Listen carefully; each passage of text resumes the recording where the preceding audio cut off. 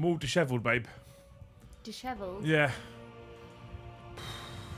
It's been a rush to get here, team. Luce made different food today, which means we've literally just come from the dinner table. I'm gutted about it. Why? Because I was really looking forward to cooking something different and being more sort of environmentally minded about trying not to just eat the over-farmed 4 meats, the pork, beef, chicken and lamb. I'm gutted. In fact, we're so... every time we finish a nice dinner, we have a nice cup of tea to let dinner go down before we do any kind of cleaning. I actually have the tea here to wash down food, because I have to have a cup of tea after dinner before I then crack out the mead, right? So, oh my lord, I am bloated right now. It's up here somewhere, the food. I thought it was nice. I thought it was alright. I couldn't pigeonhole the flavour, and I didn't know it would be that lean. So we had rabbit. Yeah, if you're unaware. The butcher had rabbit going cheap, and it was the last one. It was at the back of the freezer, so I thought I'd do him a favour, take it off his hands. And I didn't know there's wild rabbit and farmed rabbit, and they're actually quite different. And we had wild rabbit, so it's quite a lean piece of meat, which is fine. But anyone who makes a stew know that the meat's supposed to fall away. Yeah. Well, it didn't do that, and I had it on the stove for ages. And then my beef stew goes in the oven, so it was a bit odd that the recipe said on the stove. But it's, you know, the recipe's fine. We are, however, here. We are a little bit late. I apologise for being a little bit late. Literally finished dinner, dessert, made tea, sat down, hit go live. But I couldn't pigeonhole the flavour, and you said that you'd been told it's like gamey chicken. It is a little bit like gamey chicken, and yeah. Then in my beef stew, the gravy makes itself. I don't have to really put anything in there. It just, you leave it long enough, it just starts to thicken up. This one didn't, and I'm guessing that's because wild rabbit isn't as fatty. Can you move your mic a bit closer? People saying you're a bit quiet. There you go. I don't know. I just a bit. So sorry we're a bit late, team. I don't like to be late normally. I know you give me shit when it's like 30 seconds late, but that was like 3 minutes late. But in the meantime, you ready? Are you ready? Are you ready? Thank you so much, John McCardle, before the stream even started, for 50 gifted memberships. You can do this one. It's a 50. I do the 20s. You can do the 50s. Go on, babe. Why do I get to do the 50s? Go on. Thank you for returning my banhammer. You're very welcome, Gaz. You're very welcome.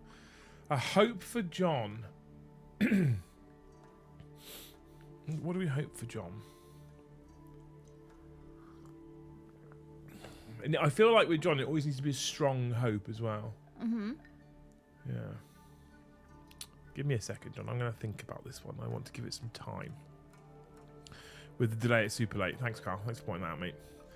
We are here for your viewing pleasure for the next hour and a half, though, and it's a little bit of a weird, kind of odd celebration. Is it? Yeah. Today is officially the 8-year anniversary of my first ever YouTube journey. What, Warhammer? Nope. My first ever YouTube journey. What was the first one? It was a video game channel that I launched that I was doing with Harry and Brom to start with. Oh my god, what was that called? My very first, I don't remember, my very first foray into YouTube was 8 years ago. So I'd been out the army at this point for a little over 2 years. I was based at Northern Depot, but it was whilst you were pregnant, and it was before I'd got my job as a manager. And you had not yet had Ben, but you were pregnant with Ben, and it was just before you got made redundant as well as a pregnant lady. Mm-hmm. And we were working. That's always fun. We were working at Northern as contractors, and there wasn't a lot to do. So Harry and I were sat there with my laptop out quite a lot. And in the end, I thought, "Fuck it." We were watching YouTube videos of video games. I was like, "I can do this," and it was the first time I ever started. The first channel, however, was a complete car crash. Why? because it was crap. Because I had no idea what I was doing. Because what I was doing was recording PlayStation content onto a memory card by a little recording box, and then editing it on my laptop, and the editing was horrifically bad because I'd never done it before. It was very, very bad. So I think we only ever did 3 videos in total of me taking Battlefield content, clipping it together, putting a little background music, making my terrible logo. Like 3 other videos only. I think we hit a maximum of like 24 subscribers. That was it. That was the first ever one. But it got me the hook. So I didn't know you did this. I think you did. No. I have no memory of you doing computer game. I obviously know about Warhammer because I helped you. I'm pretty sure you've watched the video. Because me, Harry and Brom. No. Evan, thank you for the one gifted. John says, don't give me a hope. Play the video of your first video instead. I can't. That particular one is gone.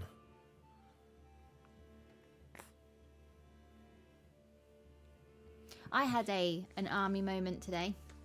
Tumble dryer man turned up. Lovely guy. And you know when you just get a vibe from somebody? He was in the kitchen fixing the tumble. Bottom and half I was naked. thinking to myself, there's a really strong military vibe and I can't put my finger on what it is. He's just chatting away about anything like the price of fish or whatever. And then he happened to mention that he used to be is it the Royal Dragoons? Yeah. And I said to him, I knew you were military, I knew it. And he looked up and went, oh, like, damn it. But you're right, there's a vibe and I can't explain it. He was just a I've always bloke, said this. There is a kind of like a aura almost that exists. I've just looked as well. There is no videos on my so it was before Vag became Vag. It was called something else. It was called the old channel. Then I changed it to my normal name because it's my normal email, and then I changed it to the video gaming channel before Vag, whatever I called it then, and then I changed it to Vag.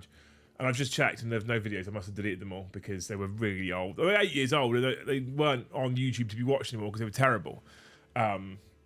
So the only first video I have is the first ever Warhammer channel video that remains unlisted on the channel because you've told me categorically to never delete it. Mm-hmm.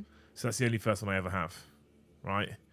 But the first one from the video game channel is long gone. I don't think it exists anywhere. I'd have to dig around on that laptop. But I can't. Good luck. Lappy Toppy is very temperamental. I can't imagine I've saved it though. I think we're going through the menopause. I can't imagine I've saved it. So it's all sorts of hot flashes and. Yeah. And I just thought it was interesting because I was talking to the Thanes this morning. I have subsequently since then launched 6 YouTube channels, to varying degrees of success. Right. So the first one was a video game channel that failed. The second one was this channel, which started 7 years ago. Or it will be 8 years ago in like June time or something. Mm-hmm. The third one was another Warhammer channel because we were transitioning DZTV onto YouTube until that fucking went up its arse and died. So that was successful-ish kind of, but not really. The fourth one was the now video game channel Vag. Yeah. The fifth one was the bike channel, which when it's -3 outside, that's not going to fucking happen anytime soon. Or pissing down. It's I'd like to do more bike content. I also don't want to die. And then the sixth one was the football channel, which launched this last Sunday and has fucking erupted. So, varying degrees of success, to be fair. Lappy Toppy 2 Fund. Oh, yes. 6, yeah. Can you tell that the TISM exists and the hyperfocus kicks in? Yes. Although, what's been interesting is from 8 years ago today, when I launched the very first channel, to where I am now, 8 years later, I've employed everything I know about YouTube in launching that football channel on Sunday, and that has gone very, very well for a brand new channel. Like, exceptionally well for a brand new channel. So, it is a bit of a celebration tonight, to be honest with you. And it's also Friday, so we'll chat bollocks, tell jokes. The joke that makes us laugh the most, as voted for by Luce, will win a prize. You happy with that responsibility? No, my sense of humour is no barometer. Exactly. So it's the Wild West, and I can't be picking favourites now. No, okay. But so the best super chat joke gets a prize. Jill, thank you for the 5 gifted memberships, and thank you Evan to Manila for the 1 gifted. I still need a hope for John though. He doesn't want a hope. He wants. No, he wants the first video that I can't give him, so he has to have a hope, doesn't he? I hope you find the first video. No. No. I hope for you, John, that this summer they don't release, because I've heard some rumours out there, and I don't know how true they are. Legitimately don't know how true they are. But I hope for you, John, that this summer they don't release a brand new version of the Horus Heresy, which requires you to make a ton of changes to all of your armies and stuff, or the way it plays, or even changes it to a way or a game system that you don't enjoy or don't like anymore. I hope that at best they just do a tweaky update which fixes all the problems that you think exists. There you go. There you go. Freezing my balls off, but at least I rolled hot and won the game. Well done, mate. 20-minute drive, but 1 hour, 40 minute with public, and eventually had to take a taxi. Oh, God. Public transport. I'm reading upwards, Eb, by the way. One of those days where public transportation car is in the shop, there's a blizzard, had to take 2 trains and a bus, second train is late, I missed bus, next bus late, and then cancelled, for fuck's sake. Sounds like you're in England. To be fair. Sounds like you're in England. Today was also... And you say we create too many YouTube alt accounts. There's no alt accounts there. They're all genuine accounts. They're no alt accounts. Who's that then? What's it say? I've always wanted too many YouTube alt accounts. Well, they've misspelt 2. I'm going to guess Ash. Because they've misspelt the word 2, and he's a child, and he likes blue super chats. Doesn't like to do anything other than blue, whilst whinging that he's trying to save up for a car. I thought he had a car. He's got a car. He wants a new car. Oh. A less shit car. Not my words. Not my words. None of those are alt accounts, though. They're all genuine accounts. And I manage all of them all the time. The bike channel doesn't require much managing. Vag will be live tomorrow. Probably 11 AM tomorrow morning for some more Barry Potter. If you're interested, for a couple of hours, 2-3 hours, because then Mr. the Brom Ding Dong, after trying to conquer France again, will be over in the afternoon for a cup of English tea. So there's more Vag tomorrow. Exclamation mark Vag. We'll hang out. But thank you for the first ever super chat, though. Probably Ash. Maybe we're all alt accounts. Are any of us real? I don't care. Oh, Brian, it's Friday. I don't care. As long as you keep donating, I don't give a shit. We can't be having those existential crises.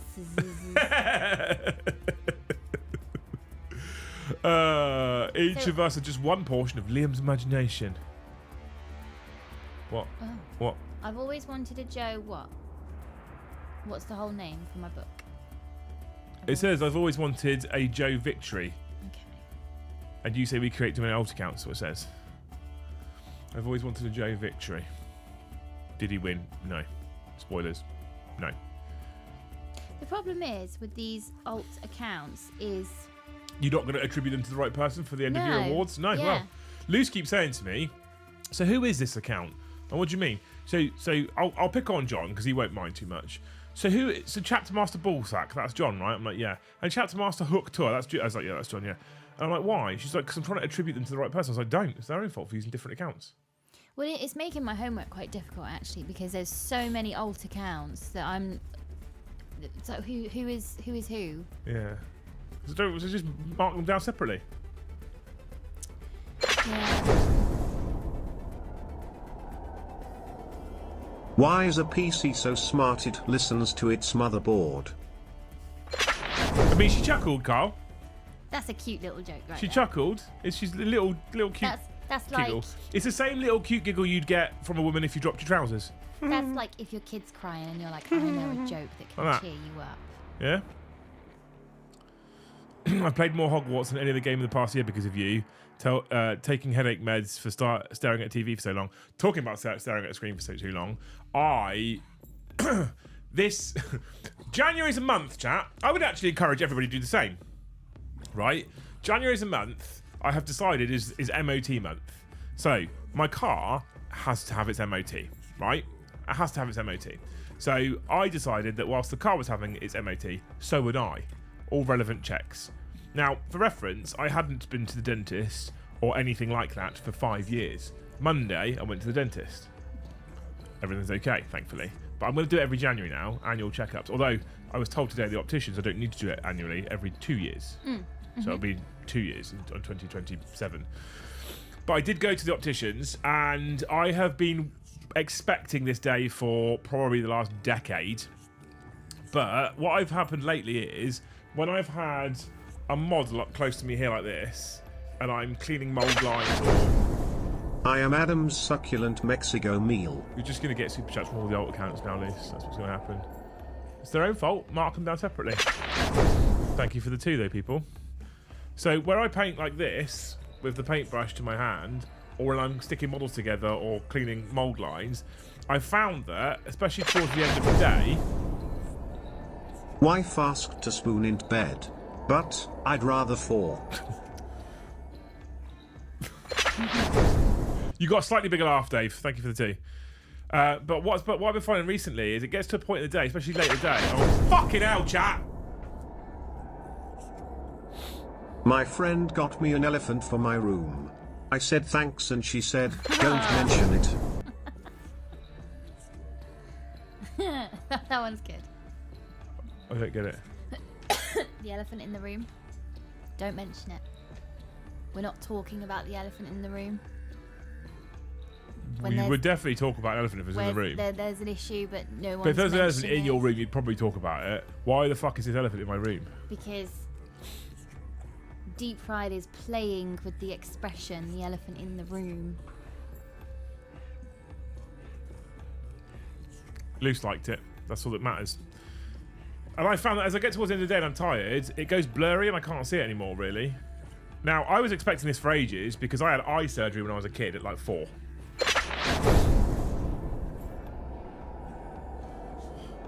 Pivoot. I am not Adam's succulent Chinese meal.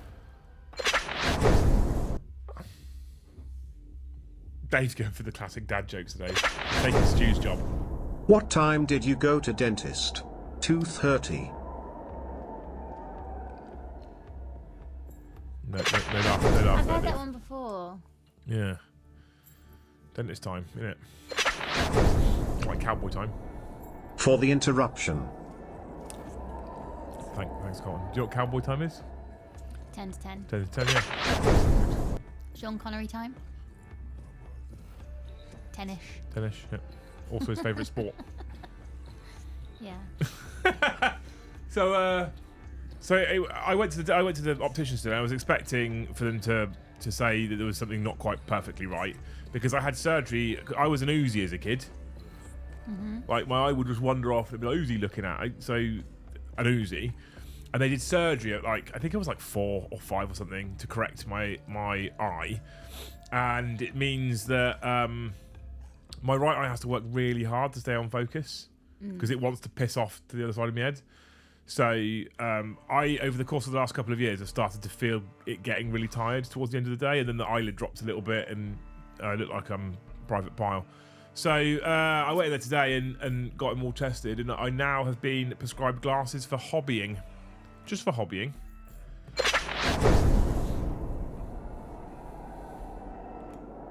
I have a joke about road construction, but I'm still working on it. If you're in the UK, you'll be still working on it for the next 6 years as well. And then once you finish, you'll probably have to revert it all. That's what happens here. Thanks for the 5, Mr. The Plague of Shadows. Thank you so much. Carlton, thank you for the 2 as well, you legends. We're also on a total of 56 members, you wonderful human beings. Thank you so much. So yeah, I know, I've been prescribed. So today is not only the 8-year anniversary of my first ever YouTube venture loose, but it's also the day that I officially became old and got prescribed glasses. Happens to the best of us. Only for hobbying and potential screen work. She said, I don't think you need them for your screen, but if you get towards the end of the day and your eyes are feeling tired, you could put them on for your screen. But she said, otherwise I wouldn't use them for your screen, just for your hobbying. I don't know what to think about that reaction there.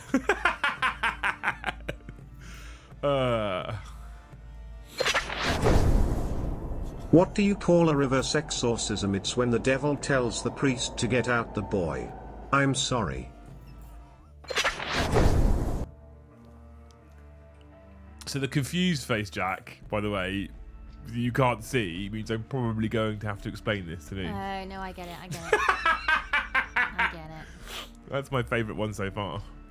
My favourite joke is a sick joke, and if chatbot reads it out, it can't be my fault. Ryan, thank you for the 10 gifted. Kianon, thank you for the 10 gifted. You fucking wonderful human beings. Can we see what you look like with your glasses on when they turn up on the 23rd? Maybe. Did you ever sort out the gap issue on your Land Raider? I think it bothers you so much because you're British and you've been taught to mind the gap. Kind of, but not really. I did finally stick the tracks on today because I was like, fuck, I'm going to stick the tracks on. And then I discovered that you could buy off of eBay old Black Templars Land Raider doors, and then I was sad. I messaged Joe and I said to Joe I was sad. And so Joe said, give me that one that you've half built here, like this, right? He said, I'll give you the one that I've got completely unbuilt, and then you can fit your Land Raider doors. And I was like, cool, so I've done the hard part. I'm going to hand it to you, and then I'll do the hard part again. But that one will go in the Dark Angels, so it's relevant to me anyway. So there we go. Thank you, wonderful humans, for taking things anyway, legends. Marriage is like a deck of cards. It starts with 2 hearts and a diamond and ends with a club and a spade. I've heard that one before, actually. I haven't, actually. That's the first one I've heard that one, Mr. Demogorgon. So yeah, so the gaps are minor, but Joe will solve that one out, and then I've got a whole new one to start, which means today I was building Crusader bodies. This is them on blue tack, ready for some paint maybe tomorrow, because I'm going to be using the Crusaders with bolt guns as my intercessors, because I don't want anyone who doesn't look Templary, which is making it a real challenge for me to work out how the fuck I'm going to do my jump intercessors that I've got as well, because they're not very Templars and I'm not sure how to do it.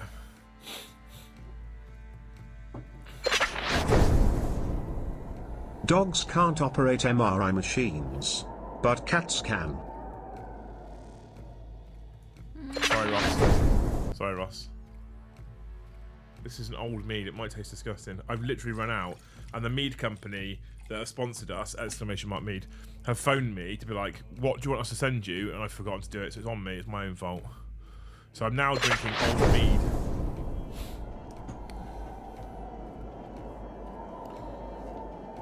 Ha ha. Old. Get food. Have some money, old man. Get food. What does that mean, Sam? Thank you for the tea, though. We have a plethora of tea today. So the mead I've got is so old, it's got dust on it. Because it's been at the top of the cupboard. You tasted that one before and you said it was horrible. It's not nice, but we're going to get through it. We're going to get through it. So yeah, I need to speak to my Mead people on Monday and be like, yes, please send me all the bottles. Specifically the fruity ones. I like it a bit fruity. There was a cherry one you liked. Yeah. So if we go on to the, thankfully, Gaz has done the thing for me. Unlock rewards and perks. No, I don't need to do that. Okay. Agree. If we go into the shop. My bifocals are split hobby lower and screen upper. Oh wow, I didn't know you could do that. I don't need screen ones at the moment, so that harvest gold is right. I know we've got to get through it, haven't we? So they do raspberry and lemon. Raspberry and lemon is one of the ones I like. Sour cherry is my all-time favourite, and blueberry and blackcurrant. Oh, it's a sour cherry one. The sour cherry one is fucking banging. That one is dangerously easy to drink. Like, dangerously easy to drink. So much so that I gave that to people that don't drink mead, like Mum and Dad and Joe, and they've all polished the bottle off. Joe polished the bottle off in like a weekend. Oh my god. Rambo says, evening everyone. Just managed to dodge the biggest shit for my 2-month-old. A dyslexic walks into a bra. That's better. He said, just managed to dodge the biggest shit for my 2-month-old. It went all the way up his back and into his hair. I had that the other week. Thanks, Aaron. I did get that one. But yeah. I'm getting old, team. 8 years into YouTube, I'm getting old. Anyway, how are you lot doing? What you got planned for what hobby plans do you have for the weekend? Tell me now. I have warmed up my soil. Ready. That was weird. It was weird to come into that. For my next. What's worse than finding half a worm in an apple? The half a hooker in the garage.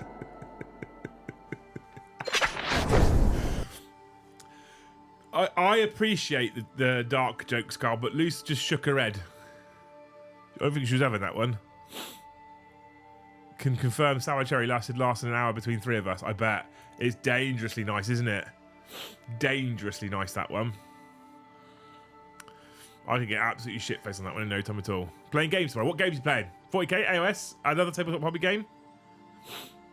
Did you all see Bad Moon Cafe on the news this morning? Because adults playing board games is on the up. As if we didn't already all know. I get mildly annoyed when news segments try to use silly ways to give out statistics. So this morning when he used the Uno cards to talk, I don't remember the statistics at all because I remember focusing on, is he seriously using Uno cards? I mean, at least Bad Moon was on the news. That's good. Bad Moon looks lovely. Bad Moon is lovely. But just give us the stats. Don't. It's like when they do some kind of weird PowerPoint and you think that probably took longer to organise that than to just say what you needed to say. Painting walls and fences from old worlds. Painting more custodians should be able to finish 2 times Aluris, Blade Wizard, and Valerian. Just built a Scorpus today, actually. Snow is going to prevent me from playing tomorrow. That's sad. Hey, Soldier of Nerdism. How's it? Soldier of Nerdism. How's it going, dude? I was supposed to be there for it. I'm painting Grey Knights, and Zena is painting Tyranids. How are you both doing, you wonderful human beings? It's been a while. I'm going to Spearhead Tournament at my FLGS next weekend. I will be representing this awesome community. Well done, Brandon. The amount of people that are going to Beachhead that are signing up to become part of the ITC Great Hall Shield Wall team is amazing, by the way. Because they've changed the way the teams work. So recently they made me the owner of the team for Great Hall Shield Wall. So now every time someone signs up to the team on BCP, it sends me an email saying this person signed up to your team, because I can go no. I can boot them off if I want to. Oh, that's good. The amount of people signing up to Great Hall Shield Wall is mental. It's amazing. It's incredible. Playing some Necromunda and picking up some Iron Jaws. Good man. Just for me, the Mead site don't work. I've got it open here, mate, so I don't know. Painting and probably building 2 broadsides. Painting Farstalker sounds incredible. Into it. Into it. I love it. Aiming to get my Moran and Orcs painted and probably buying the Rohan scenery. Brutus, do you want some good news? Just getting out of the holiday craziness, trying to get some downtime. I'm trying to get out of the holiday craziness and get into a routine again, and I'm finding it really fucking hard this week. Really hard to get back into a routine. The streaming routine's been back this week, so that's not been too bad. That's given me some structure, but actually getting into full routine. I went to the gym once this week. I know Rambo's in chat. I managed it once. I need to seriously look at my calendar next week so I can make sure I fit it all in. But my sleep's been all over the place this week as well. That's part of the reason. What did Cinderella do when she got to the ball? She gagged. Sorry, Luce, it's easier to make Liam laugh. There was a very disappointed look over here, guys. I cannot judge someone for the low-hanging fruit. It's amazing. Hey, Cass, how's it going, dude? Grey Knight, love it. I'm on an ogre streak. Painting Night Lord Havoc's trim, and more trim. Yeah, that puts me off. He says, about to start doing Templars. Templar? Repping Great Hall Shield Wall at Element in a couple of weeks, aiming for 1 week and to make something explode. Amazing. 1 win, I assume. Test game tomorrow, sounds good. What's the favourite brand of mead? Nidhogger. Exclamation mark mead, mate. Exclamation mark mead. Nidhogger mead. The stuff's fucking incredible. It's the best I've had. Close second is anything from Lancashire Mead Company. But for me, best Nidhogger mead, by far. And they also provide the mead to Warhammer World in Nottingham as well. You mentioned a minute ago you're struggling to get back into routine. Really struggling. Hands up in chat if you're struggling to get into a routine. We've had sort of a breakthrough in kind of managing my anxieties and OCD traits and all of that. And it's really interesting. It's definitely holding up a mirror. A pirate walks into a bar with a steering wheel in his pants. Bartender comes over like, "Are you okay, buddy? That can't be very comfortable." Pirate goes, "Ugh, it's driving me nuts." He didn't do a great job of delivering that, but it is a good joke. The steering wheel in his pants is driving him nuts. Yeah. Driving his nuts. Yeah. Tired of not playing with this cold weather, making me walk slower. That Admech sniper with rust. Yeah, I bet. So our little breakthrough, it's definitely holding up a mirror, kind of forcing you to face things. Yeah. That's like, The thing is, I will go on record, and this won't be a surprise to many, and say that I really can't stand mornings. I'm not a morning person. I never have been. Struggled like fuck in the army when I had to get up super early and get on parade. I hated it. But you do what you've got to do. And so when Luce said, I'm going to stop having alarm clocks, because she was setting a 6 a.m. alarms, I was elated, to say the least. It's because I liked the sunrise. I love being the first one awake and the house is quiet and you can hear like the radiators ticking and the house starts to creak because some of the floorboards have been stepped on, and it's just me and the dog that's awake, and I'm brewing the coffee. That sounds very picturesque. Setting a quiet load of laundry, and I get to do some stuff that I just get derailed at because I've got the boys. But then, and I did know this, that people that have things like depression and anxiety, they often end up with physical injuries because of the manifestation of the poor mood. That's not a coincidence. If you find yourself with a random bad back or something, and you do have depression or anxiety, it most likely is a manifestation of the low mood. So I did know that happened. And I had the whole of December off, as in no alarm clocks, because the boys finished up on the 30th of November. And then the first day back to an alarm clock, bang, bad back and mystery knee pain. I have been to the doctors, in and out the doctors with my mystery knee pain for years. I knew I had anxiety, knew I had OCD, so they were like, that's a separate thing. And only recently have I come across research that has linked the two. The whole mind over body connection, there's no disputing it now. The mind is connected to the body, and if you have low mood, it will manifest as connected. physical injury. It's 100% connected. I couldn't believe how quick it happened. My anxiety went pip on the radar, bad back, your body mystery goes, pain. I don't want to do it. Yeah. Let's create something that means you don't do it. And then when you dig into that, and you start to go down the rabbit hole of how has that happened in the space of half an hour of being awake? I've got a bad back and a mystery knee pain, and I like my alarm clocks. I don't understand what's happening. Then it's the 5 whys. Why do you like the alarm clock if it is clearly causing anxiety, which is clearly causing physical injury, seemingly from nowhere? But is it? And then you kind of go, oh no, I don't want to look into that chamber. I don't want to. It's a dangerous hole to go down, but it is true. And so when you said the whole no alarm clocks, I was literally elated because I hate alarm clocks. I very much like waking up naturally. We work sort of late, so we'll do the stream tonight. We'll finish at 10 o'clock. We won't be going to bed. We've got a kitchen to clean because we had dinner. I won't be going to bed, and this is pretty typical from most nights, till midnight. And I'm perfectly happy. I'm happy up till midnight, 1 o'clock.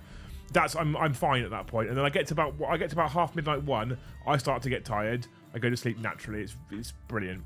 But then I wake up at like 8, 9 in the morning because excuse me, because that's a full night's sleep, a well rested full night's sleep. This week's been bad. I haven't slept very well.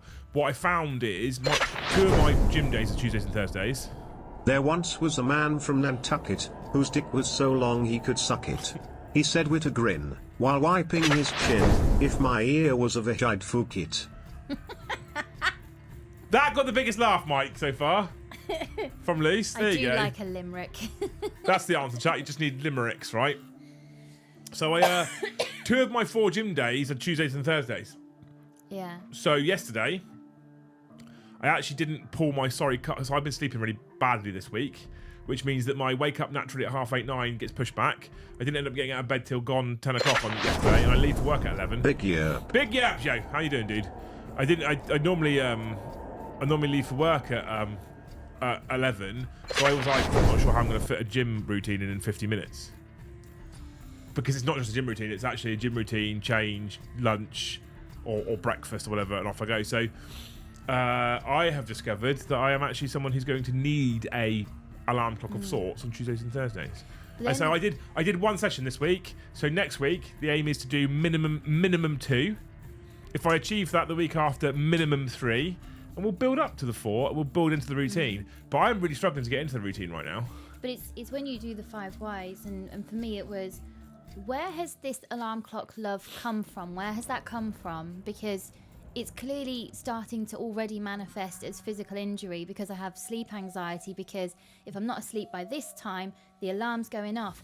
if it's something I like, why am I already anxious about it? And then here comes the mirror of, oh. Cass, I've not been updating it, mate, because it's been sporadic right now, and I don't want to start banging the drum in the Great Hall Health thread about going to the gym if it's sporadic.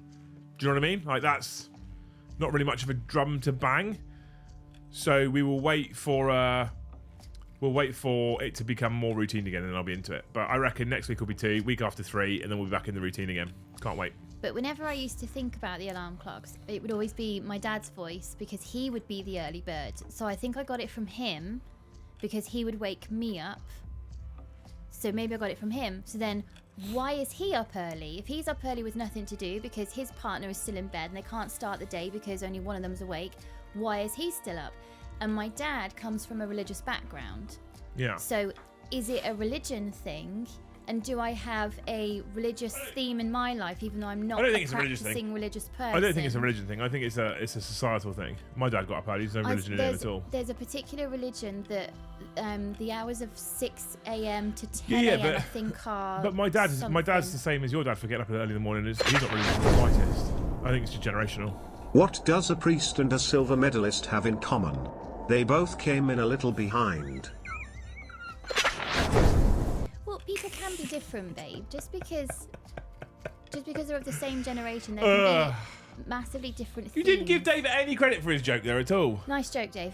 So that's when I started to think: is there actually a mild religious theme in my background? And it's constantly kind of rubbing up against how I'm trying to live in the mornings. As silly as that sounds, I'm really honing in on the mornings.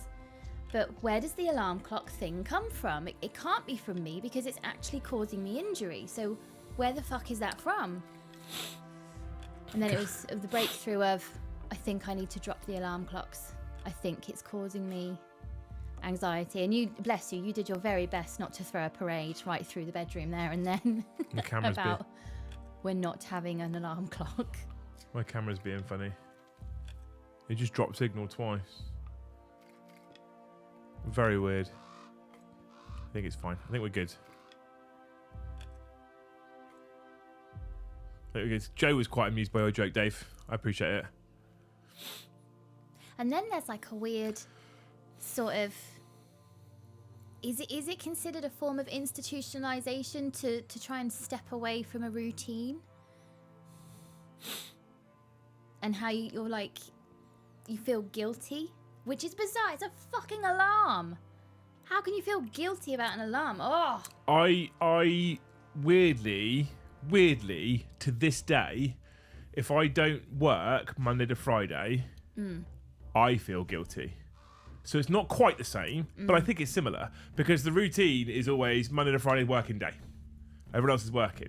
So Wednesdays, which is your day off, I still sit here and work in the mornings. And so this Wednesday, now granted, I woke up tired and I was grumpy. Yeah. Because I woke up tired. But the first 2 hours of the day on Wednesday, after I got up and came downstairs, the kids want me to play video games with them because it's their day off as well on Wednesday, right? So, and I did because it's the kids, and you don't get those moments very often. No, you don't. Which is fine. And I sat there, had a good laugh with the children, despite the fact I was in a grump at the first thing in the morning. And we giggled and I made them laugh loads and wonderful. It then gets to lunchtime and I was in a foul mood then. I was in a bad mood when I woke up because I was tired, but then I was in a foul mood and I was like, what the fuck? And it's because I had done nothing productive and it's nearly 1 o'clock in the afternoon. And I was like, it's a working day. It's 1 o'clock in the afternoon. I've done nothing productive. I'm like, but I'll work on Saturday and I'll work on Sunday. But so I should be able to break the routine and be like, Wednesday, just chill out until stream. Yeah, and I'm like, no, I need to work. It's such weird conditioning that we all get really, really young. For example, I heard recently, you know the hi ho, it's off to work we go. That wasn't the original song. It was originally it's home from work we go. Is it? But they changed it. Off to work we go. So really young, we're being told. Dave B joke was gold, a proper baller joke. Thanks, Cass. We're being told in a chipper way, off to work, which is great if you love your job. Which I do.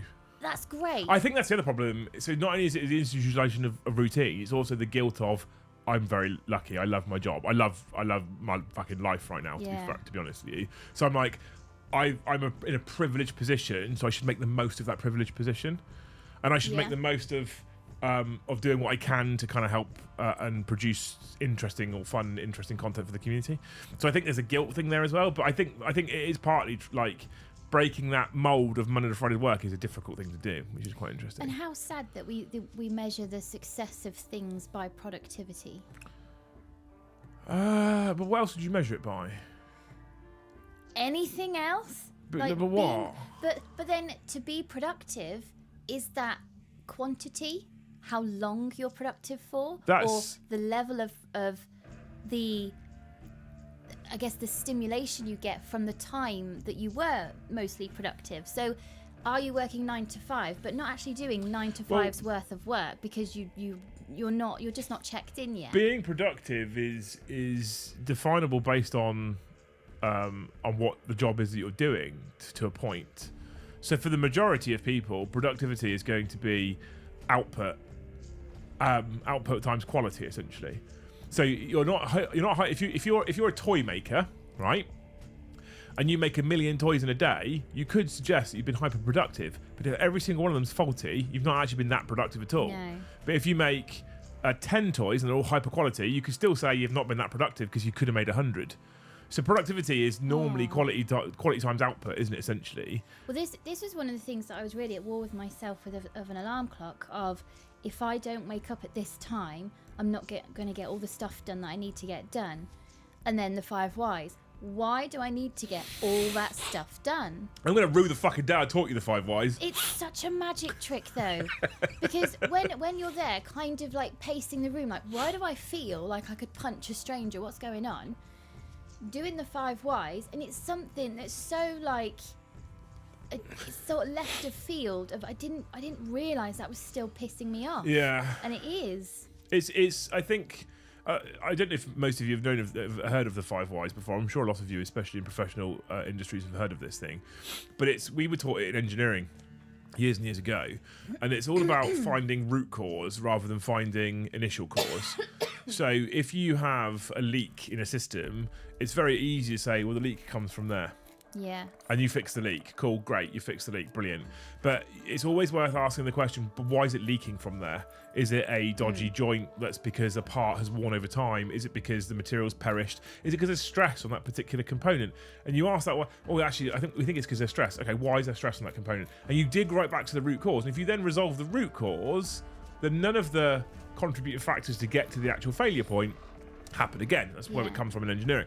And I took it when I went into management, and I wanted to apply that 5 whys situation to everything, and that's what I've said to you to do. Yeah. So you go, why am I pissed off? Why am I grumpy? Because I'm tired. That's what most people will go. That's an easy one to fix. Yeah. Why are you tired? Ask the question. Why are you tired? Well, I went to bed at midnight, and I got up at 6 because of the alarm. And you can go 2 ways then. You can go, why did you go to bed at midnight? Well, actually, we streamed till 10, and then we cleaned the kitchen, and we wound down a little bit, we sat and had a little drink and watched some telly, and I was like, we're ready to go to bed. So, okay, well, that makes sense. So why did you set an alarm clock? Because I feel like I should. And here we go. Right, why do you feel like you should? And you ask those questions, and you dig and dig and dig and dig. And as long as you don't feel attacked by people going, why? And it's almost like kids, we tell kids, don't go, why? It's the best thing to do. It's the best thing to do. Ask why. Yeah. But then I had the sort of row with myself of, well, these things I don't need to get done, but I'd like to get done. These things have to get done. They're either time sensitive or it's not even for me, it's for someone else, and they're relying on me. So these things have to get done. Much like you're going to have to go to work because that's how we survive on this planet. We pay our bills. We can't all live on blue sky thinking. We have to go to work. I wish we could. I got loads of blue sky thinking. And I guess it's kind of, can you do life in the best way for you, however that looks? I've got a new super chat topic for people. I'd like to do this, but this isn't a funny one. This isn't a get pissed on a Friday night one. This is an interesting one though. If you super chat topic for the next half an hour at least. We've missed the news again, by the way. We can do it in 10 minutes. I don't have a news today. We don't have any news today. Okay, no. We don't have any news today. Super chat topic for the next 30 minutes before we get close to the end of the stream. Remembering also that we're on 76 members, chat. We're still 24 away from target. We will do t-shirt giveaways at 150. But super chat topic for the next 30 minutes. If you could give your younger self one piece of advice, what would it be? What would that one piece of advice be? If you could give your younger self, so you're I'm sure Luce won't mind me saying, 35 right now. Yes. If you could give your 18-year-old self or 20-year-old self one piece of advice, what do you think you'd say to her? Do not sleep with him. You are just a conquest. There you were. We're married. We got together when you were 18, woman. Yeah, I know, but then we had our 6-month break. We did, yeah. But, And I was 20. Yes. I want to say yes. 19? 1920? 1920, I Yeah. think. Yeah. Don't buy Warhammer. No, this is a postcard topic, Reverend. All right? Just because you're a man of touching cloth. I don't know what I'd say to myself at 20 years old.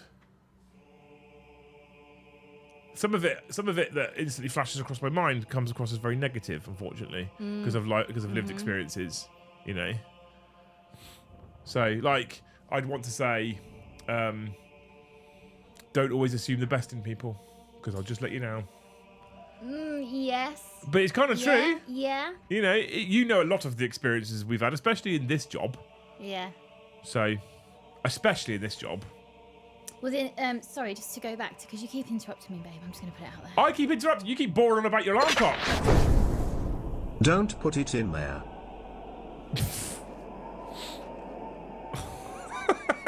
Is that a piece of advice or a joke, Dave? What was I interrupting anyway, sweetheart? No, it's all right. We'll move on. Ordered my Krieg box. That's a weird piece of advice to give a younger you, Clive. Thank you for the $5.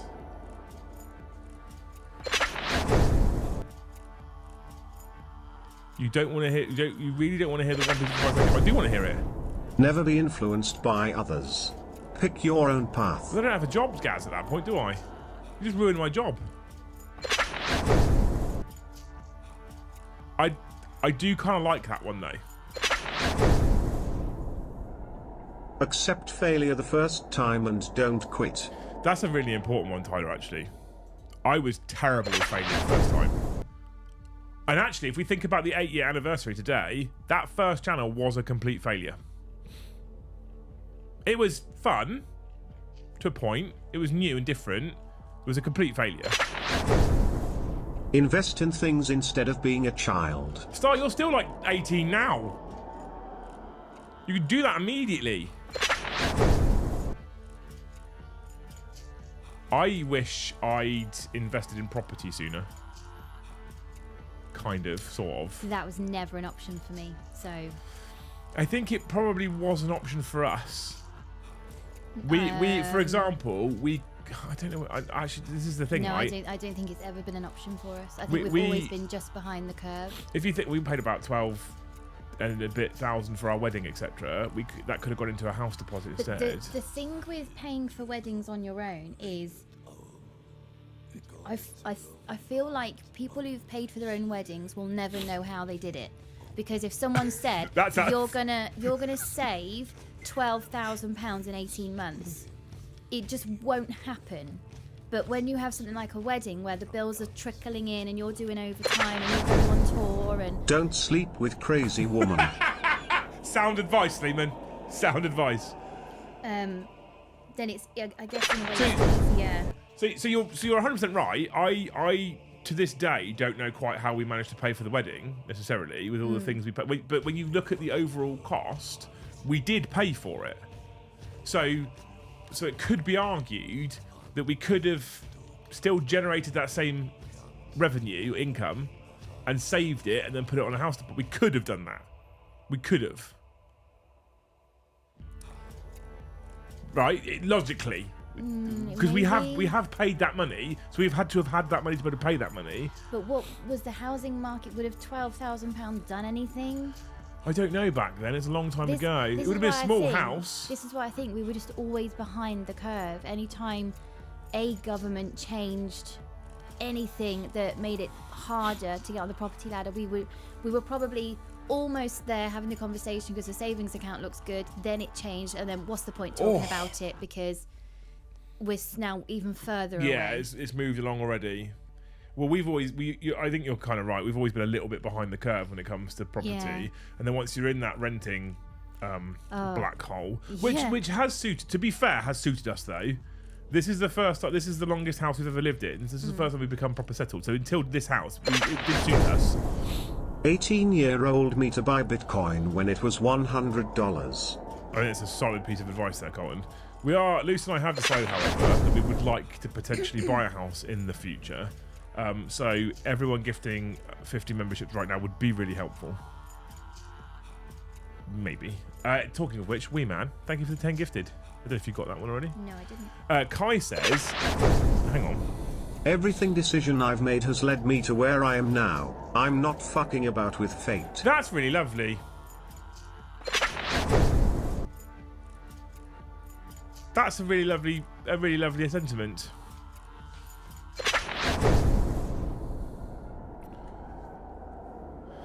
To 18-year-old me, whatever the Simpsons predicted would come true in the future, get to the bookies and put some money on it. Have you seen those things? I know, it's mad. I've seen those. Stop making excuses and get things done because tomorrow is not a guarantee. I mean, that's a great piece of life advice in general, Kai, isn't it? Although Kai also did say his sister paid 48 grand for her wedding. I think she regrets it now. Oh my god. What's weird was Luce and I both agreed that we weren't going to go mental. And we didn't really, did we? We didn't have like a wedding. Yeah, we didn't have like a super fancy place in the country. We had like a roast dinner at a pub. Yeah. And our honeymoon suite was their most recently decorated bedroom. Yeah. Hashtag great haul home. Oh, thanks, mate. Thanks for the 2 casts. Thanks for the 1 Taganoth. Yeah, Taganoth. I think that's Taganoth. Thank you for the 1 gifted. You're a legend. Up to 87 of the finest gifted memberships. 13 to go, team. To hit target. You legends. Thank you so much. Oh, hang on. Pridders, thank you for the 1 gifted. Whitey55, thank you for the 5 gifted memberships. Bunch of absolute heroes. I look away for a minute and it kicks off. What was I saying? I was saying something. I forgot what I was saying. We didn't particularly have a red. Oh, yeah, we didn't really have a big fancy wedding. We kind of put like, we picked like a local, like, what would you call it? Would you call it a hotel? Country pub inn type thing. Yeah, it was pretty much kind of. my family in all the rooms. And it was just in a nice accessible place near the church. It wasn't all that fancy. It looked nice enough. And then we talked about prices and it didn't seem that bad. We didn't go mental on cake. We didn't go mental on flowers. I wore number 1 dress uniforms. That wasn't particularly expensive. Lucy's dress was reasonably priced, I think. Mine won because I was a size 8 and not very many wedding dresses at all get made in a size 8. My one was the end of the line and a display one, so it was really, really cheap, and it was a size 8 one because it goes on the mannequin. You're also a bit of a bargain hunter. Well, I kind of see it as I am just wearing it for a day. If you're ever in a place like a John Lewis and you see someone kicking a box down the aisle, it's because Luce wants some discount. Is it not? I've never kicked the box. I mean, this box is damaged. Can I get £10 off? I will.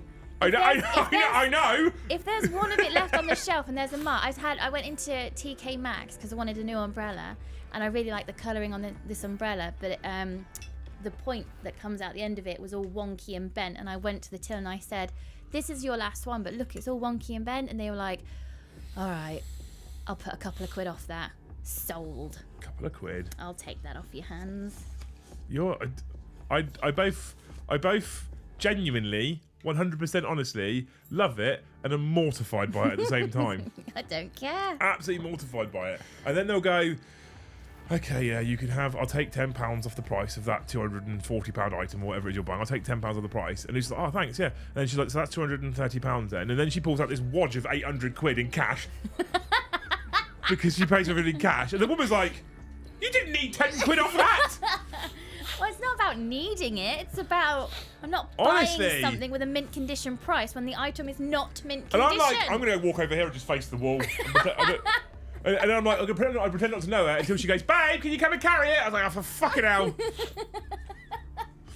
Morning, Hammer. Thank you for the 1 gifted. Princess, thank you for the pool. Buckshot 81.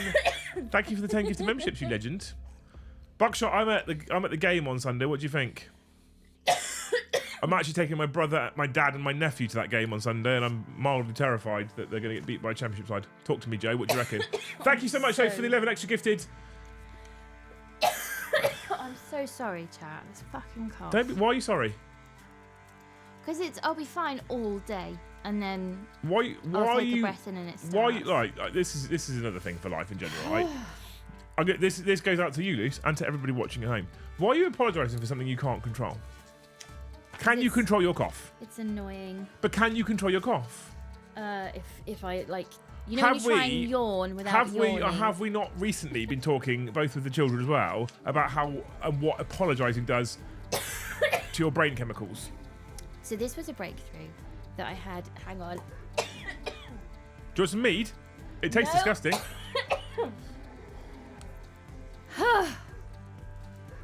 This is a breakthrough that I had yesterday or the day before. Ugh. That conditions like ME have been linked to poor mental health. Not to say that it's in your head, because it's absolutely not. But just as poor mental health manifests as physical injuries like bad backs, etc.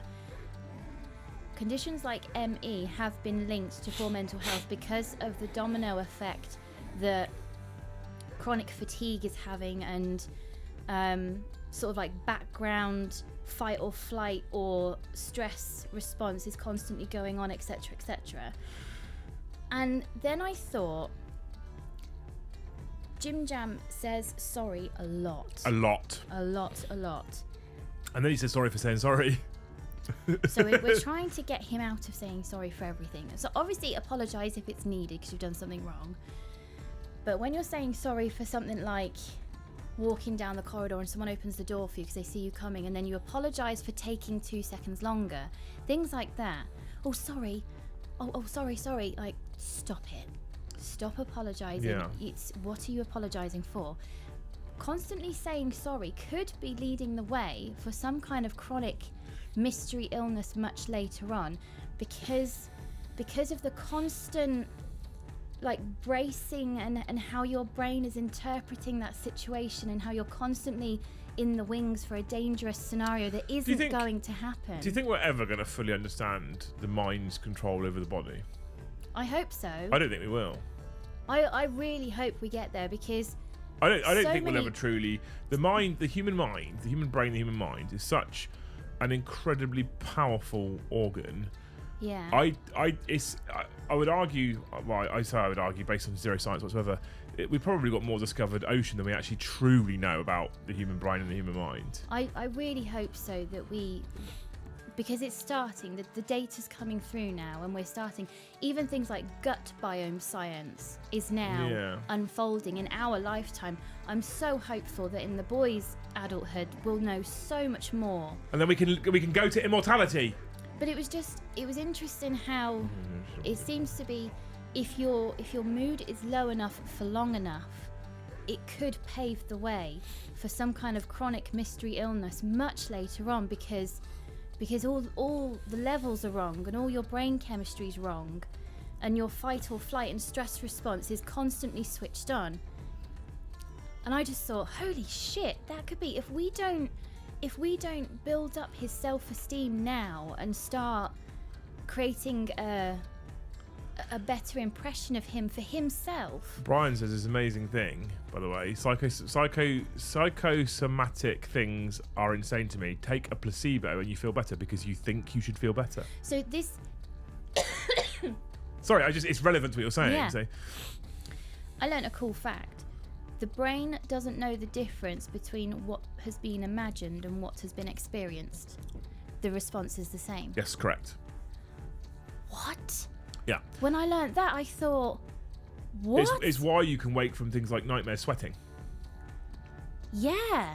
It's a physical response to an imagined scenario. I've woken up crying. Yep, it's a physical response to an imagined scenario. And then that just feeds into me thinking... This is where certain narcotics become a problem. Yeah. But then I just thought, Okay, mission number 1 for this year is build up that self-esteem. And even Ben has started doing it. Ben has started apologising for everything. Mehmet says, hello folks, we know more about the surface of the moon than the ocean floor, let alone the human brain. Exactly. I'm so hopeful because I don't think we will. There's so much data coming out now. Yeah. I'm so hopeful. I really do hope, because so many people are living with chronic conditions that doctors just don't know what to do with them. Yeah, yes and no. My partner manager, my new partner manager, whoever it might be, I haven't had an email from them yet. I reckon mid to late this month I'll get an email from them saying, I'm your new partner manager. Is there anything I can do? Literally, as I'm reading this, my YouTube, oh snap, something went wrong. It just crashed on me. So it's not me either. I'm having it on other channels. So it's a YouTube issue. As soon as I get a partner manager, I'm going to say to them, I'm having this problem. Can you fix it? My audience is also having this problem. What's the drama? Carl says, Luce, read the chimp paradox. Oh, I'm now like, and all it does, again, it holds up a mirror to me of, if I'm going to start telling the boys, stop apologising, that you didn't need to apologise. Because also, James is getting to the age soon where he might want to look for a girlfriend. And if he's chronically saying sorry for everything, that's just going to make room for the wrong kinds of friends, we have to, the wrong kinds of girlfriends. People should absolutely apologise when necessary. Definitely. And people shouldn't be arrogant and ignorant little pricks. Yeah. But there's a limit. Yeah. Hey, chimp paradox is great and written in a digestible way, says Suzanne? I'll write that one down. Superclass not working. Wait a minute. I think the neural link and quantum computers getting closer. We will map the brain the same as we did NDA. Be able to learn 40k in a second, but the rules would have already been FAQ'd. It's the best joke of the night, Gaz. We didn't have a lot of advice come through for younger selves. I like Jill's sentiment, though. I'll be honest with you. Jill's sentiment really sings to me. Every decision I've made has led me to where I am now. I'm not fucking about with fate. I'm actually a big fan of that. I think I could probably sit here, not just in the last 8 years, not just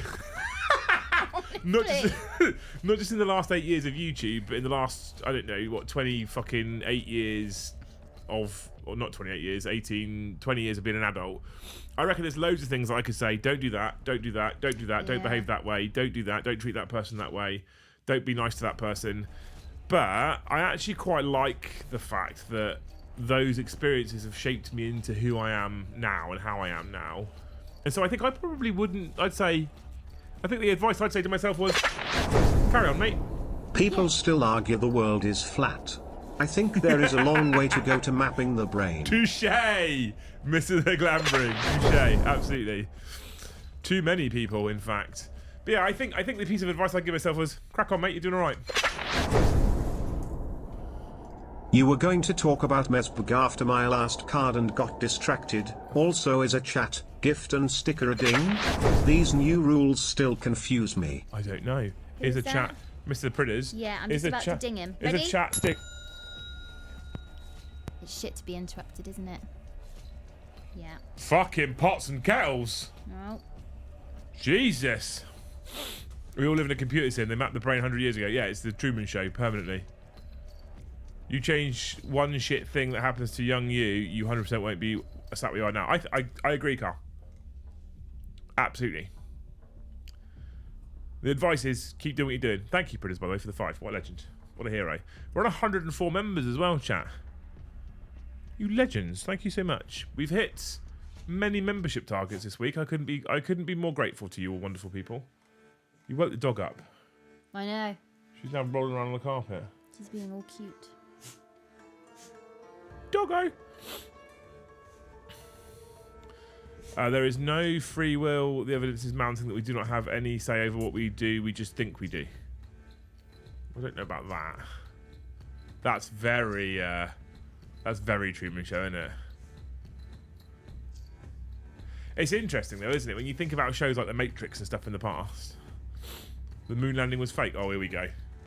Best conspiracy theories, chat. Go. Oh, I have another piece of advice for myself.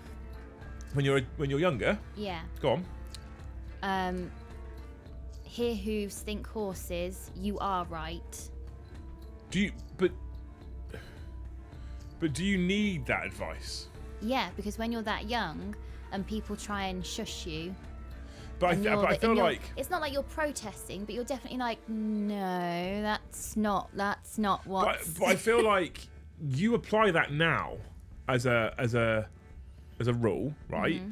And you've applied that for quite some time now. I don't remember specifically when you started applying that rule, but it's been quite a long time that you've gone, here hooves think horses. Mm-hmm. If you think they're a dickhead, they're probably a dickhead. If you think they're taking advantage of you, they're probably taking advantage of you. Because I have so many moral dilemmas, specifically with, I mean, some of you probably won't be surprised to know, specifically with the channel and the access to the audience that we have. Because you lot, by the way, it's safe to say that every person I know on YouTube wants access to our audience. Because you lot are mental. The support is unbelievable. I say this all the time, and I think you think I'm just being nice, but it's legitimately unbelievable. And other people see the support we get and go, that's mental. And it is mental. It absolutely is mental. And you're militant and you're fucking cultish and all those good words. Not a cult. Yeah, cultish but not a cult. All those good words. And I have conversations with Elise where I'm like, I've been asked about this thing, but I think what they want is they just want access to the audience or something like that. Yeah. I'm spitballing here. I'm trying purposely not to use a specific circumstance because I don't want to. I don't want to darken anyone's name, and I always say to Luce, and she's like, "What do you feel?" Like, I feel like they don't fucking care about helping us out at all. They're not interested in helping us out at all. And Luce is like, "Well, that's probably what's happening then." I'm like, yeah, but maybe I'm just being negative. And she's like, "No." Hear hooves. Yeah. Think horses. And then you have other people out there, like your Peaches of the world, who are just lovely humans. Yeah. Like they're completely like I will do content with that bloke as often as he wants to on our channel or on his channel for that matter, because he's just a lovely guy. But there are occasions where I feel like they're just using us as a springboard, or I feel like they're just trying to get access to an audience, or this has got nothing to do with us at all. And Lucy's like, think they're a dickhead, they're probably a dickhead. But I think to this day I still try and see the best in everyone all the time. Which is a flaw. That's because you've had a lovely little time on planet Earth. I mean, that's not true. You've had a lovely little time. I don't think that's entirely true, is it? Us bitter fucks sat at the bar. From the mean streets of Coventry. Yeah. I don't know. It's an interesting one, that, to be honest with you. It is interesting. But I don't. But where I was going with that anyway, that piece of advice you'd give yourself, I don't feel like you need to, because you got to that conclusion yourself through lived experience. You only have one life to live. Do want and have fun. I assume that means do what you want and have fun. Met 199, dude. What a legend. Life's too short is absolutely a piece of advice as well, though. Yeah, but we all know that. It's not a flaw; it's a gift. Sometimes it's a flaw. The way I try and do it, Chris, right, Mr. Reverend Chris. What am I supposed to say to a person who's called Reverend Chris? I immediately censor my language the minute I see him in chat. Oh, I fucking don't. And I think to myself, how many times do I go, oh my god! Oh no, don't say that! But what's the correct like use address? How do you address them correctly? Right? I don't know. Just use the full name, Reverend Chris Lawton. Yeah, that's weird. Just do the full name. The way I try and live, and I will probably continue this forever. The way I've always tried to live is simplistic. Is simplistically assume that I always like to assume the best. This is where Luce and I yin and yang very well, by the way. but I mean this is a genuine compliment. This is where we yin and yang very well. And with people, we have conversations between the two of us, and we have such an incredible balance. And I don't want you to think I'm being horrible here, but hear me out. I will almost always, and I try and do this on purpose, assume the best. And then if they fuck me over once, done. That's it then. You fucked me over once. Luce is the opposite. Luce is, it's fair to say, most of the time you're like, assume the worst. Yeah, you're a cunt until proven otherwise. Yeah, no censoring going on there, was there? You're probably the worst. You might be better than I think. And it's not that people have to prove themselves, but if we stay at arm's length because we're strangers, then nobody gets their feelings hurt. And you could I'd argue, rather- I still you like could to believe- argue what a miserable way to live. I still but like to believe that humans are good people on the whole. some are good. I think most are good. I just think that the way that the news in the world is, we only really get told about the bad. I'd rather believe that people on the whole are good and humans on the whole are good, and there's more people doing good things than there are doing bad things. Okay. See why I get talks to? She's like, my sweet summer child. Nah. You're so purty. I think that's a better way of living life, though. But you're going to suggest, almost, I probably rightly say, but you're going to suggest you set yourself up for being hurt more often in that scenario, or you'll set yourself up for having people taking advantage of you more often in that scenario, right? Is that your issue with it? Is that why you assume the worst? But our life experiences are wildly different. Reason number one, you're a man, I'm a woman. So my impression, my interpretation, my exposure to possibly the same group of people as you will be wildly different. You're a business owner, I'm not. Why does that make a difference? It Out of makes interest. a difference, babe. You've always been. No, I'm not saying why does that make a difference. I'm literally asking why do you think that makes a difference? Because there's just an assumed respect there.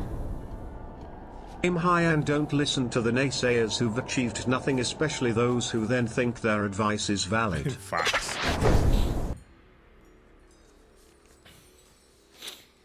So what? So sorry. So I like that bit of advice from guys. Why do you think being a business owner makes a difference to life? Assumed intelligence.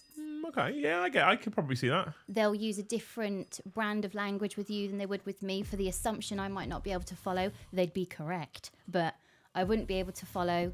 So I don't get included in half the conversations you automatically get access to. I was merchandising for DZ. How many times did you both have to keep signposting to me? Yeah. They just assumed I can't keep up. We're in a nice place now where someone super chatted yesterday on stream, I want a t-shirt, who do I message? That's nice. And before I responded, someone in chat said, message Luce on Discord. Amazing. Thanks, chat. Yeah, thanks, best chat. Best chat. So we're getting there with this business at least. Yeah. When we went to the bank all those years ago, Oh my god. The- So I'll give you this one. Yeah. That was embarrassing. the bank guy shook your hand, ushered you to his desk, and made me and James park in the corner because he had a pushchair. And when you said, "This is her money we're talking about," and it's just an assumption. Straight away, I get a different version of the same group of people you get. I think I can see that for the most part you do. I just didn't think that being a business owner would actually really make much of a difference. Anything that builds your character as a picture is a bargaining chip from my experience, my walk of life. Okay. Interesting. It's not a pity party. No. It's just how to play the game. But Because this there'll be is- stuff about me that But this is one of those glorious things. We've talked about this earlier because of different reasons. But like we were talking about, Luce and I were talking earlier. It's some of the beautiful view into our world sometimes. As we were getting dressed this morning, as I pulled my fat dad carcass out of bed with my tiny penis and started putting some clothes on, we were talking about body image, weren't we, this morning? yeah. And I was like, and magazines and what have you, social media will show you, this is the body image. This is the image. This is what you should all aim to be. And I'm like, how has no one yet figured out that every single human is unique? Identical twins aren't even truly identical. Like, every single human is unique. So, how is there an image? If everyone's unique and everyone's built different, how is there an image? There can't be, because everyone's built different. Could it be the But- caveman part of the brain, that it's the genetics you're But attracted to? we can then flick this onto the way we are, the way we behave, our personalities, and that's all pretty much based on lived experience. No two people are ever going to have the same lived experience. Obviously. Yeah, so no one's the same. Okay. I'm not. So I don't. So what I'm saying is, all this advice that we give out, which a lot of it's great advice, don't get me wrong, but it's never going to be a piece of advice that you can actually, in fact, apply to every single person you try and give that piece of advice to, because their lived experience will be different.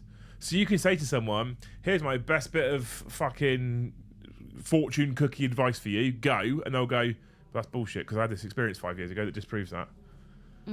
That's possible. And 29 other people might go, oh, good advice. That's how that works. That's what life's like, unfortunately. I'm just built different, says Ebflow. Oh, okay. Chris just said we just call him Chris as well. Padre. I felt like there should have been a title there. Yeah, I know. I think I would come out in a cold sweat of what's the appropriately respectful way to address this person. Here's an interesting question. I don't know why this is an interesting question, but it is to me. If you got stopped by a police officer, what did you call them? Mr. Police Officer. I say sir. No, I can't say. Sir sounds like a weird, like, no. I don't know where it came from. I think I associated police officer, sir. No, so I've been stopped a couple of times for various reasons, and I always say sir. Have you been drinking? No, sir. No. I'm joking. Yeah, I've always used sir, and I always feel like certain people in certain positions should be addressed a certain way, out of respect, legitimately out of respect. So police officers, fucking men of the cloth. Despite the fact that I'm not religious at all, we've spoken about this on stream. It's not news to Chris, but I'm not religious at all. I feel like there should be a way to address him which is respectful. I'd probably to a police because they wear their name, don't they? PC someone or sergeant someone. I don't know. I know they wear their number. Oh. But I don't know if they wear their name. I'm not sure. I've never actually had to address a policeman. I probably would say Mr. Police Officer. I mean, like they've been in the house. TV show. I don't know. I've always said so. I don't know. I advise you all to gift a membership and like the stream. I imagine Liam supports my advice. I do, in fact, support Gaz's advice. And this time he's told you, not me. There's 137 people watching right now. And there is 104 members. And we are very close to a loose fact. And then, are we cleaning the kitchen tonight? Yeah. Yeah, I thought so. Yeah. I'd rather come down in a clean one tomorrow. Yeah. Yeah. Is anyone going to come and hang out for Vag in the morning? When I say morning, I mean 11. Because, you know, we've talked about what time we get up. So. Have you got a favourite joke yet? Is it the limerick? Yeah. From Mike the Rhino? Yeah, I think I like that one. So far, the winner for a prize, which is undetermined, is a limerick by Mike the Rhino.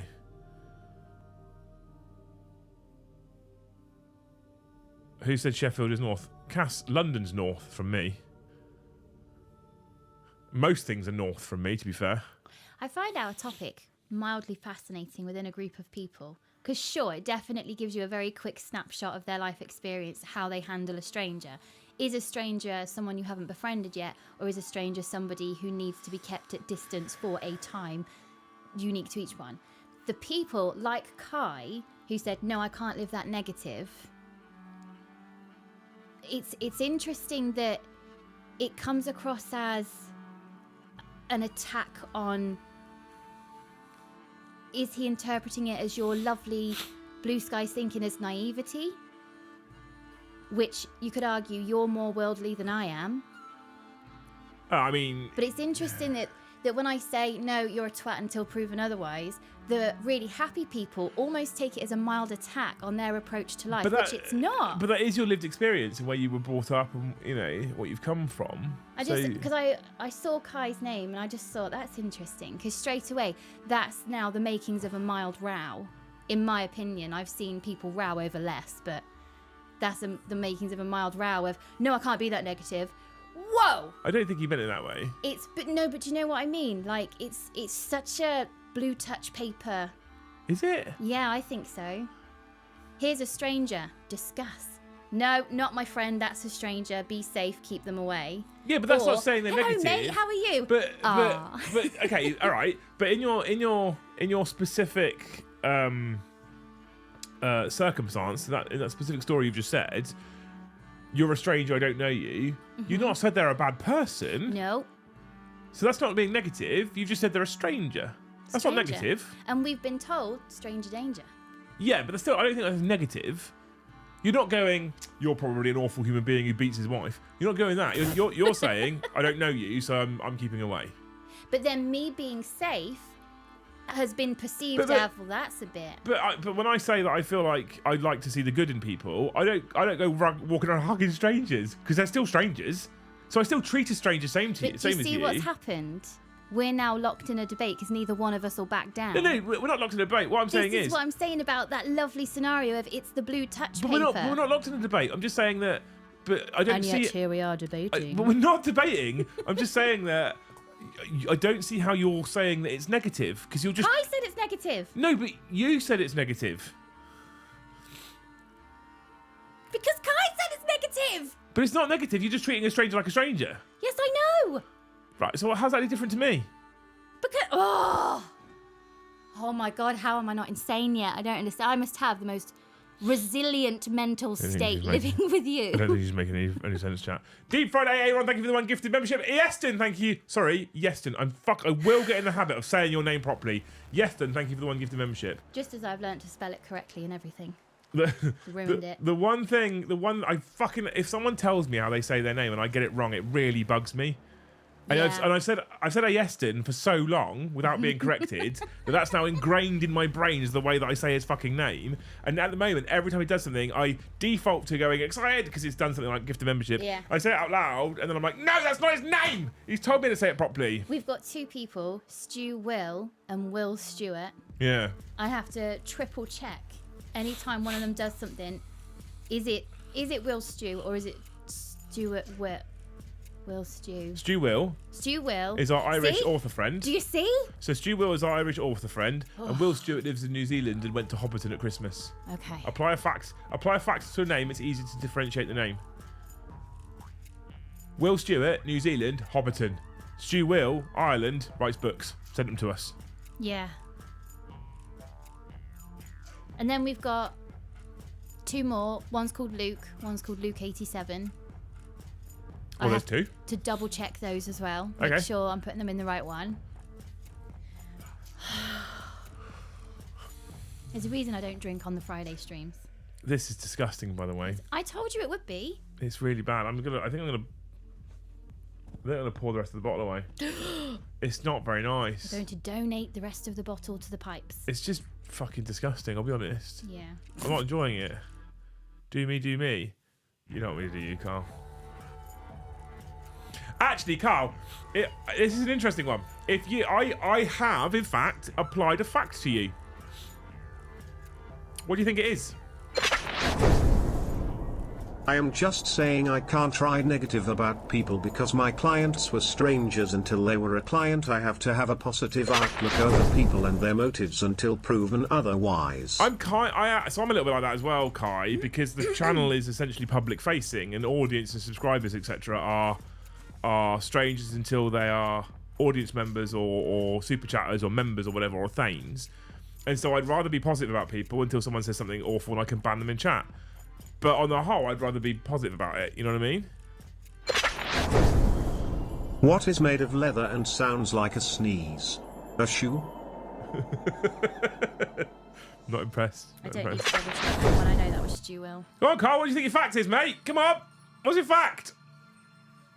You said do me, do me. What's your fact? What do you think your fact is that I have about you that originally, before the thaneship, etc., what do you think the fact is that I tied to your name so I can remember your name and face? I have my own one about Carl. He lives near a river. Cass says, I have a proposal. If you can make it to Cumbria this year at 100 subs, I'm not taking it, because what you also said was if I can make it to 50 gym sessions, it's 50 gifted, and we're still fucking waiting for those. That's what you did, Cass. You so did no deal. that. No deal. No deal.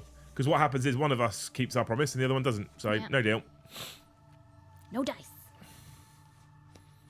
I am tall, dark, and strange. 2.5 out of the 3 things every woman dreams. Oh, hey, Lee, how's it going, dude? How are you, you wonderful human being? Happy New Year to you. There was a discussion on the radio, right? There was a discussion on the radio the other day on TalkSport.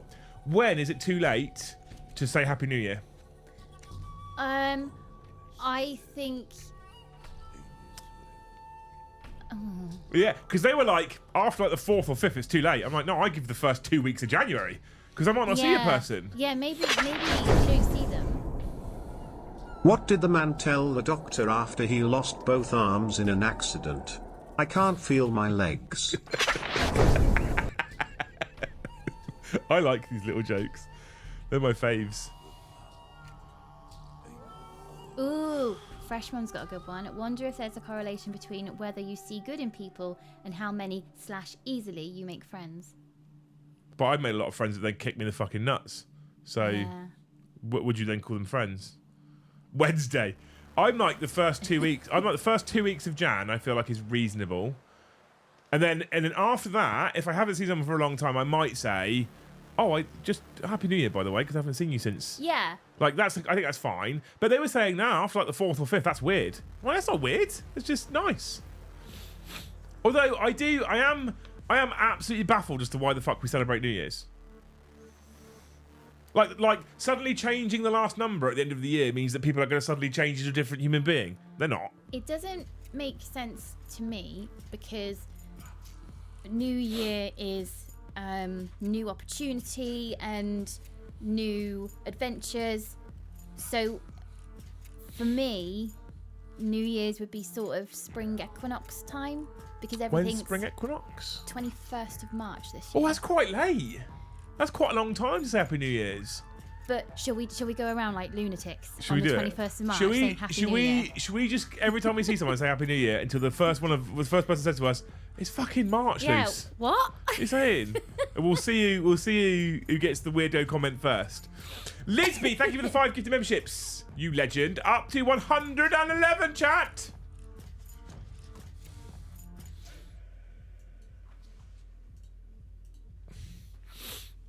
I didn't say what stream to drop them on. Don't try and weasel your way out of it. You made a promise, you didn't keep your promise. Someone said to me yesterday and literally said, "Ew, now it's too late for that." Is it though? How are we all doing? We're doing good. It's been a good evening. It's been a weird stream, to be fair.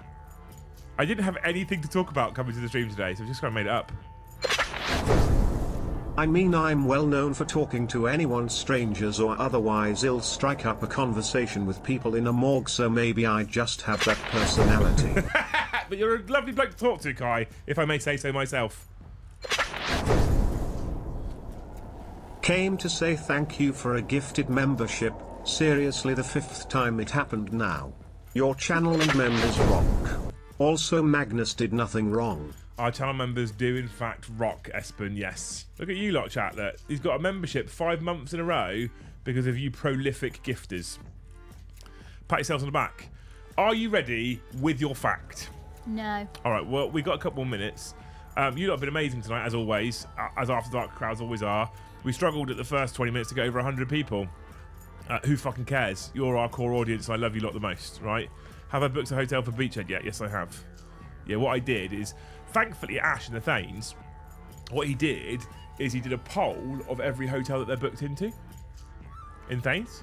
Oh, okay. So I could see all the hotels they were booked into. So what I did is I opened up booking.com, put in Birmingham, Bournemouth Indoor fucking International Centre or whatever it's called. I don't know what it's called. Found it on the map. Sorted all the hotels from highest review to lowest review. Looked at the top one. Found it. Went and looked at the poll. Made sure no Thanes were in it. Booked that one. Nice.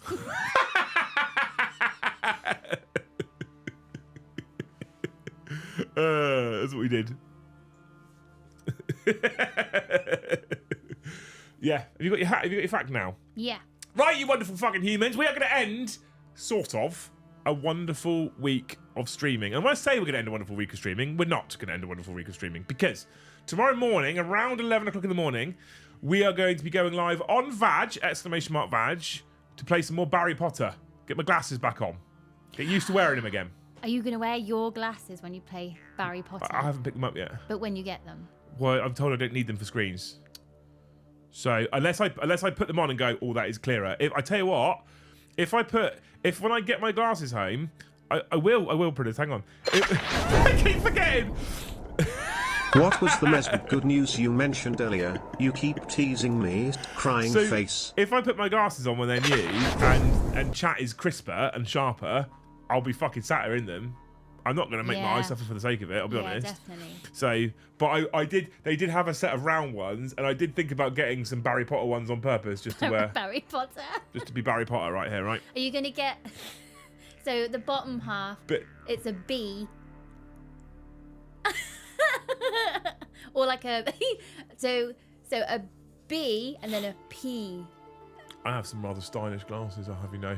Barry. And I did also Potter. buy super flexible frames because I'm going to fucking sit on them at some point. Oh, when I got mine, I was worried about falling asleep in them and then they go wonky. But I never did fall I've asleep got proper flexi frame things. Oh. Right, Pridders. New sexual Tyrannosaurus. Good news about Middle-earth strategy battle game, right? The first part of the news is that Joe is not going to probably get to it for about 4 or 5 months. Which sounds bad. However, someone out there has commissioned the box to be painted for us for the channel. And so in about, I think, 2-ish to 3-ish months' time, we will have the set ready to go, and we will be doing Middle-earth strategy battle content on the channel. So it is coming, even though Joe hasn't started painting it. You no longer have to worry about Joe painting it. It's being painted for us.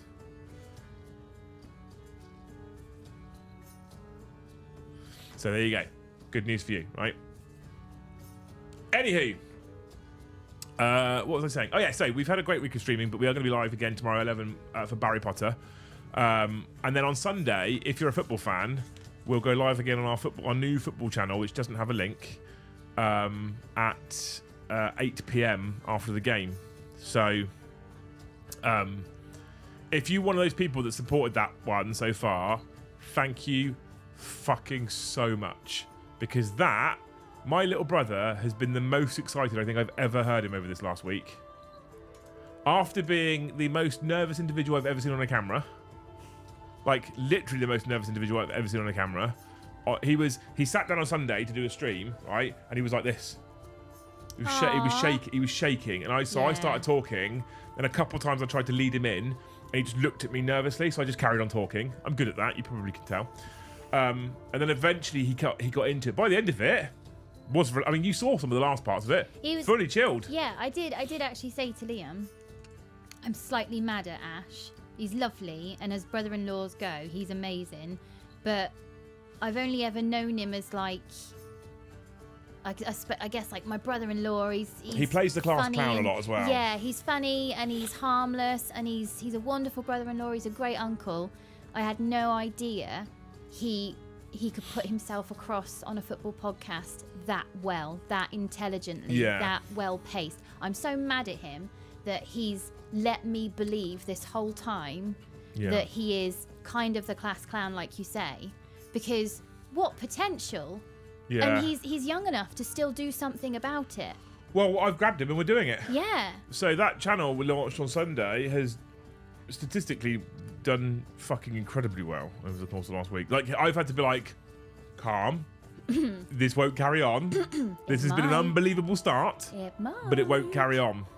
So, you know. So, and I think, I really, excuse the pun, but I really do think it has legs. That whole Saints network, I really do think you're both so nice to listen to. Ash has got a lovely voice.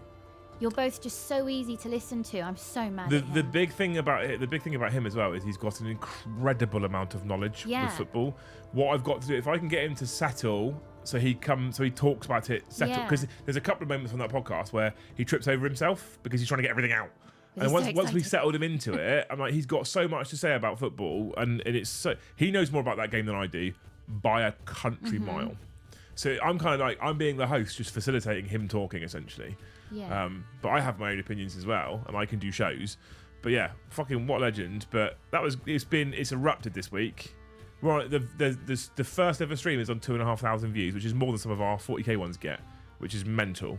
And we hit over 300 subs in the first week already. Yeah. This because I had it on because when you're doing your streaming in the studio on your Tuesdays and Thursday nights, I log on to the Ring doorbell to hear the famous sentence of, Joe, are you having your fucking leave we or not? And then I know that you're about 20 minutes away. Because we get to 11 o'clock, he's packed all the stuff away. We get to like 11 o'clock, and then he's like, I'm just going to go out back and look for some models. I was like, no, you're not. It's 11 o'clock at night. You've had all day. You've been in here. You've been in it since 9:30 this morning. Why are you now looking for models to take home? So I wait for that magic sentence, and then I quickly whip the dog round, set the dishwasher off, tidy up down here, and then go up and grab a shower. So I had yours and Ash's on in the background because I had no idea how long these things take because it's new and you're probably going to run over. And I was just listening to you both, and I was just stood in the kitchen listening to you thinking, Where has this been for 13 years? Well, he used to write a football blog. What? Yeah, he used to write a blog about football. Yeah. This is a kid that when he was at school, you couldn't get him to fucking do any English homework. He used to write a blog about football. And nobody grabbed him and said, look at all of this creativity pouring out of you. So do you know when I learnt this fact? Last week? When I asked him if he wanted to do a podcast about football. I didn't know. He even kept it from you. Didn't tell me. Oh my God. Didn't tell me he did it. Just used to write a blog about football, didn't I? For a number of years, he said. Oh, I'm so mad at him. For a number of years. I had no idea. Absolutely no idea. Did he ever publish it? I don't know. Or was it just like a I've journal? not asked. I think it was online somewhere. I don't know what it was called, but what I'm doing now is I'm taking that blogging that he used to be doing. I'm just putting it on camera instead because I think he makes very interesting points. He has things to say and people want to hear, and it is interesting and well put together. Yeah. Oh. We've had some fucking phenomenal comments. 127 comments on that video, half of which are us replying. So that's 64-ish comments of people about that video, which is just lovely. Really, really nice. So if you're one of those people that supported it, thank you so much. You're amazing. However, we have reached that time of the night now at the end of the stream, after that 10-minute addendum, whereby it's time for Loose Fact. If you're new here, Luce is going to read out her fact from her 365 books of a book of 365 facts. That's the word I wanted. Whilst I tell you that it is a book of 365 facts, you should probably know that that's the title, but the book itself actually has 364 facts. That will tell you how reliable this source of information is out of this book. When I read you the fact, you have to decide if it's true or false, loose or loose. If it's true, you spell her name, L-U-C-E. If it's false, you spell loose as in... Tell me something loose. The sky is yellow. Can it be yellow at one point? What is a thing that is loose? Oh, shoelaces? Okay, there we go. Jesus Christ. I thought you meant a false fact. L-O-O-S-E if it is in fact false, all right? What's the channel called? It's called The Saints Network. It's got some chip shop homemade I made logo for now, whilst our artist is drawing our logo, which I'm very excited about. It does have a very, very tiny Discord server. It has one piece of content on it which says, is this the worst Saints FC team ever? Right? Check it out if you're interested in football, specifically if you're interested in Saints, right? Anyway, loose fact, go. The man who designed the Pringles can had his ashes put in one and buried when he died. I can believe that. Is a Pringles can biodegradable? Maybe now it is. The plastic lid surely isn't. Oh, yeah. It's got like a metal ring around the bottom. The man who designed the Pringles can... Oh, there's a spelling mistake in it.